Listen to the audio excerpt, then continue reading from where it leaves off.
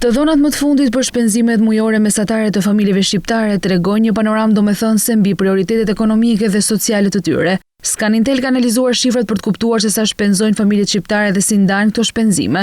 Nga totali prej 93.000 lekësh në muaj, një pjesë e konsiderueshme e buxhetit familjar vazhdon të shkojë për pije alkolike dhe duhan, me rreth 3.914 lekë në muaj, shumë më e lartë se ajo që u dedikohet arsimit apo kulturës dhe argëtimit. Në total, familjet shqiptare që regjistrojnë rreth 755.000 sipas censit, shpenzojnë për pije alkolike dhe duhan gati 3 miliard lekë në muaj, ose 35 miliard lekë në një vit. E konvertuar, kjo shifër rezulton në rreth 350 milion euro në një vit. Në kontrast, për arsimin shpenzohet vetëm 3.081 lekë në muaj nga një familje, ndërsa për argëtim dhe kulturë edhe më pak me rreth 2.460 lekë. Kjo tregon se investimi në zhvillim intelektual e kulturor të familjeve shqiptare mbetet i kufizuar, ndërkohë që shpenzimet për zakone të dëmshme si duhani dhe alkooli vijojnë të mbeten të larta. Edhe shpenzimet për shëndetin me vetëm 3.507 lekë në muaj tregojnë një realitet të ngurtë. Kujdesi për mirëqenie mbetet në kufit minimal. Duke patur parasysh kostot e barnave dhe shërbimeve mjekësore, kjo shumë e ulët për përballuar nevojat reale. Kjo nuk kupton ose një mungesë aksesi ndaj kujdesit shëndetësor cilësor,